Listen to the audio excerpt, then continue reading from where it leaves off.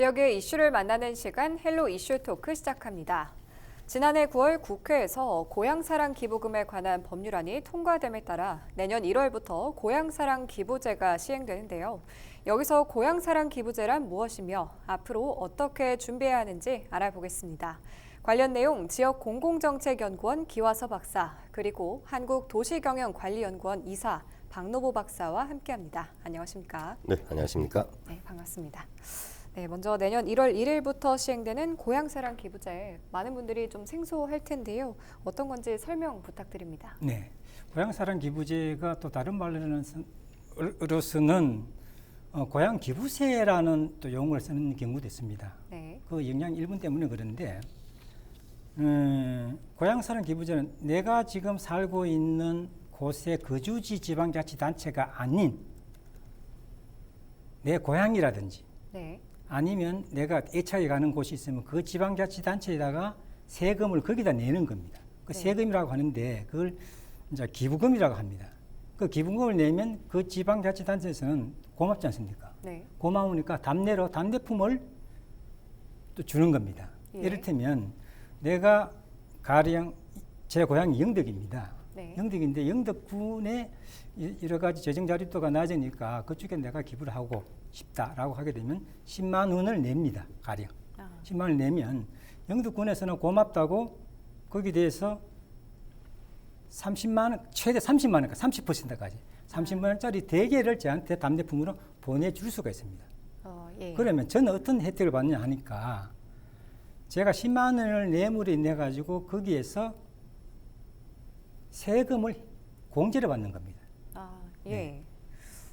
이렇게 새 공제 혜택도 받고 또 답례품도 덤으로 받고 꽤 좋은 제도인 것 같은데요. 그렇다면 본격적으로 고향사랑 기부제의 목적과 마련하게 된 배경 살펴보겠습니다.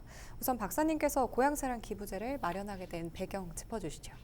그 얘기를 하면 좀 굉장히 길게 가야 되는데 좀 간략히 얘기하면 예. 2004년도 노무현 정부 때부터 해서 이제 그 지방 살림살이는 지방이 알아서 좀 하도록 정치적으로 보면 좀 민주적이고 자치적인 권한을 주는 것이고 예. 또 이 재정적으로 보면은 지방들은 먹고 살 거리를 좀 별도로 좀 알아서 하도록 좀 준다고 하는 그 여유를 주려고 하는 그런 데서 시작됐는데 뭐 제도적인 설명 이런 거 뭐 또 시청 여러분께 이해하기가 좀 어려울 수 있고 해서 좀 간략히 얘기를 해드리면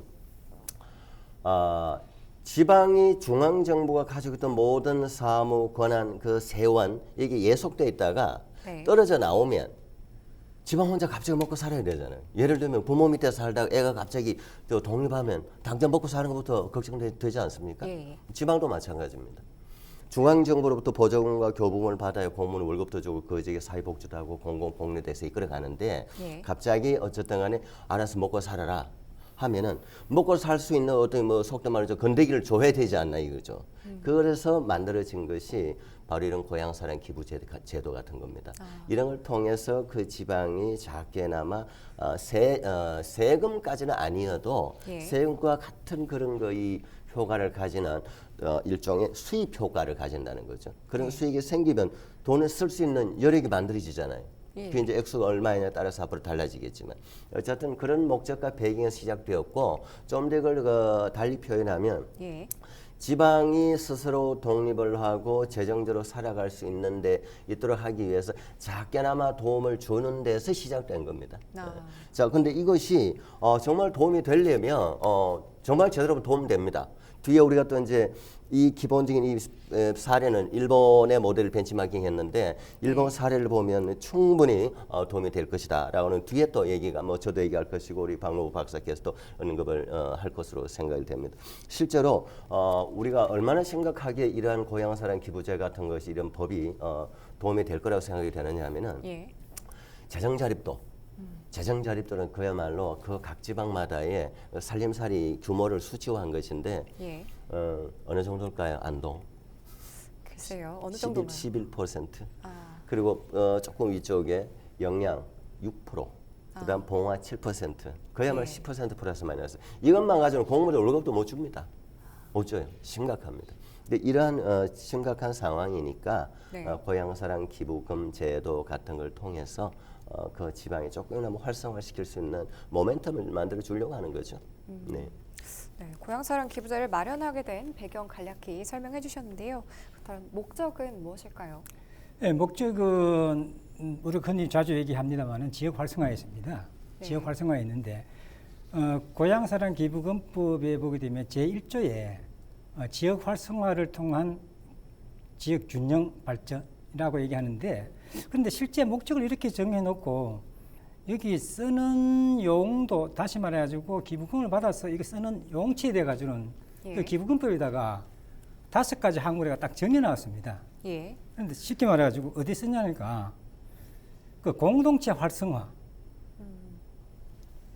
라든지 그 다음에 그 지역에 살고 있는 그 청소년들을 위한 예. 이쪽에 쓸 수 있는 돈, 네. 그러니까 주민 복리 정진, 이 크게 얘기하게 되면 공동체 활성화와 주민 복리 정진에만 쓰고 다른 데는 못 쓴다라고 묶어놨는데, 예. 그런데 이게 어떻게 지역 활성화하고 연계될 수 있는, 상당히 이거는 괴력이 있다고 생각합니다. 그러니까 이런 식의 이게 법에다가 기부금법에다가 이렇게 명시를 해놓은 것은 이거는 없어져야 할 이 조항이라고 생각하는데, 제뿐만 네. 그런 것이 아니고 벌써부터 아직까지 내년 1월부터 시행하는데, 시행도 전에 국회에서 내지는 지방자치단체 이미 이 법을 빨리 개정해야 된다라는 얘기가 나옵니다. 아, 네, 이렇게 문제점도 살짝 짚어주셨는데. 저도 뭐 자세히, 덧붙여 네. 얘기 드리면은 설계 자체가 잘못된 거죠. 예. 그야말로 지금 이제 지방자치, 주민자치가 조금 이제 그 흔히 이제 2.0 시대라고 그래요. 이제 네. 조금 더 발전됐다고 해서 붙여진 이름이 이제 2.0 시대인데, 그러면 그에 준하는 자유와 융통성이 주어져야 되는데, 방금 박노보 박사께서 얘기하신 대로 주민 복리 정진, 그다음에 지방 공동체 활성화에만 사용해라라고 못을 박는다고 하면 그야말로 지금 가난한 지자체 입장에서는 이러한 법이 예. 그야말로 뭐 가뭄의 단비, 더 나아가서 뭐 사막의 오아시스 같은 정말 괜찮은 돈이 생겼는데, 네. 그걸 지정된 데만 사용이라고 하면 이거 융통 없는 거죠. 이건 하지 말라는 건 마찬가지죠. 그것도 같은 생각이죠. 이거는 곧바로 법률 개정 작업 들어가야 된다. 그리고 또 이걸 만약에 이런 또 이 규칙을 어기면 네. 제재를 받아요, 오히려. 아, 그리고 다시 말하면 이거잖아요. 우리가 이제 애한테 집에 애 자녀한테 용돈 주잖아요. 그러면 용돈 그저 자녀가 지금 마음대로 써야 되잖아. 자기가 또 옷도 사 입고 말이죠. 그걸 요 창만 사람 모르는 사람은 그 애가 그 숨막혀 살겠습니까? 다시 말하면 이런 것도 마찬가지죠. 지자체의 재량을 전혀 안 주는 거죠. 제도는 좋은 거 만들어 놓고. 예.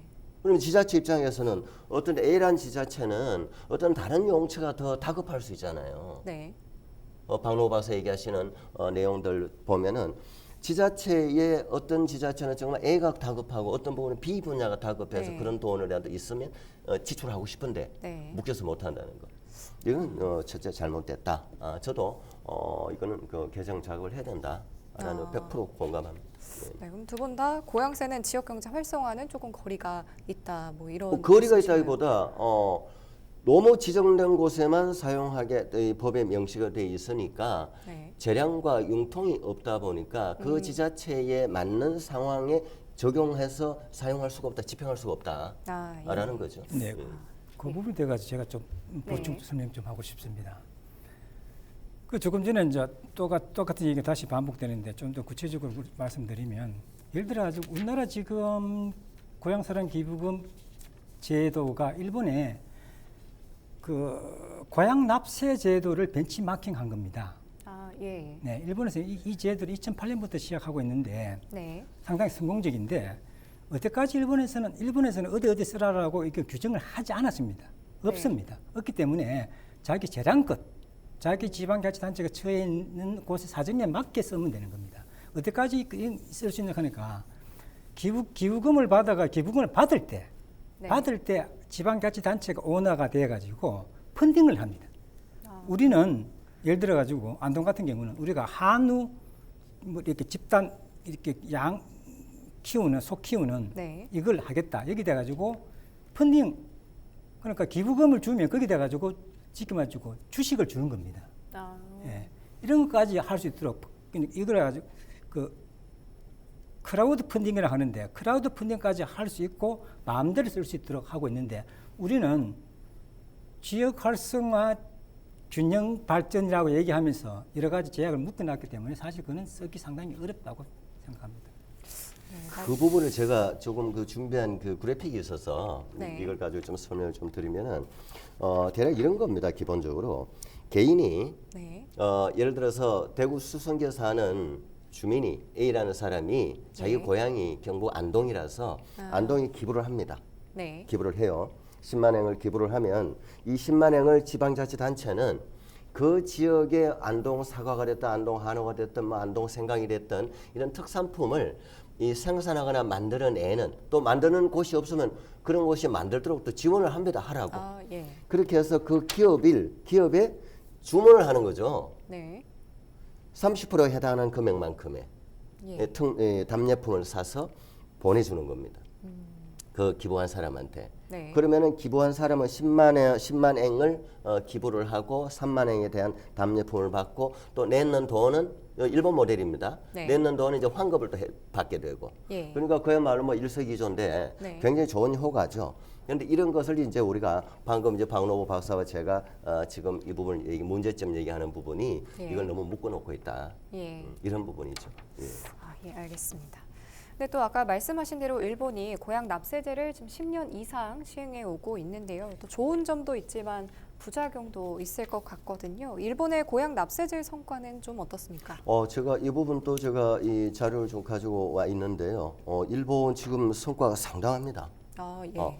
지금 그 어떤 지자체는 원래 자기들의 그 세수보다 이 고향 납세를 통해서 들어오는 돈이 더 많은 데도 있습니다. 아, 예. 굉장히 대성공이라고 봐야죠. 예. 이것도 우리도 잘 설계를 해 나간다면 우리도 굉장히 유용하게 이렇게 만들어지지 않을까 싶은데 그걸 좀 통계적으로 좀 보면은 네. 일본이 2020년도의 경우에 지금 3,488만 행, 예. 우리로 치면 30억 정도 되죠. 그 정도 되죠. 그리고 이 건수도 3조. 3조, 예, 3조. 그리고 건수도 상당합니다. 이걸 만들어낸 건수가. 예.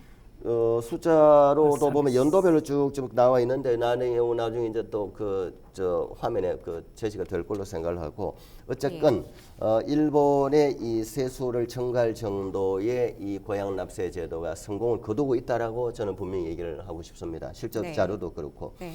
2019년 자료도 보면은 금액으로는 340억 엔. 예. 우리 돈으로 치면 3,400억 정도 되고 건수로는 1,327건. 예. 1,427건이라면 이제 거기 기업이죠. 예, 기업이고 기업 중심으로. 실제 이쪽에 개인 거 제가 조금 더 예. 설명하겠습니다. 이 개인 거까지 합치게 되게 되면 2019년에 지나가지고 2020년 통계를 보게 되게 되면 약 6,700억 엔, 우리나라 돈으로 한 7조 정도. 그러니까 건수로는 예. 약 한 3,500만 건. 그러니까 일본 국민치고 성인이면 이걸 기부하지 않는 사람이 없습니다. 지금. 네, 네. 바로 이제 이어서 이렇게 일본이 이 정도면 뭐 성공이라고 얘기해도 되죠? 성공이 맞죠. 저도 그렇게 예. 보는데 왜 이렇게 그러면 성공했을까? 네. 를 좀 생각할 필요가 있는데 어쨌든 뭐 이거는 뭐 전 세계 우리도 마찬가지지만 인터넷도 뭐 어느 정도 다 보급이 돼 있고 네. 또 이제 이런 걸 활용해서 할 수 있는 국민 또 시민들에게 쉽게 접근할 수 있는 플랫폼 서비스가 일본 같은 거 만들어져 있습니다.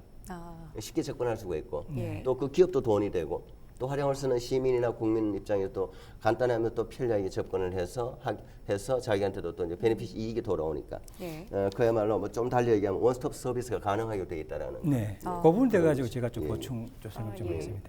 아까 금방 기아스 박사가 일본이 이렇게 성공하게 됐다는 이유에 대해 조금 설명드리면 2015년 기점으로 당초 2008년에 했을 때 2014년까지는 약간 밋밋해요.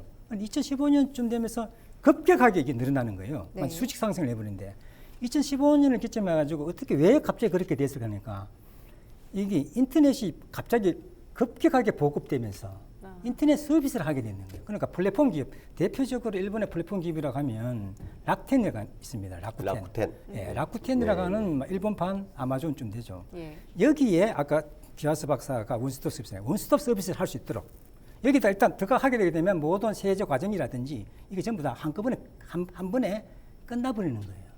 하면서 라쿠텐에다가 이걸 일종의 오픈 마켓까지 열어준 거예요. 그러니까 열어주니까 지방자치단체에서 자기들 가지고 있는 상품들이 올리는 거예요. 네. 이게 수백만 건이 올라왔는 거예요. 그러니까 내가 어떤 지역에 오키나와에 할까, 홋카이도 할 것인가, 자기 마음대로 골라서 할 수가 있는 거예요.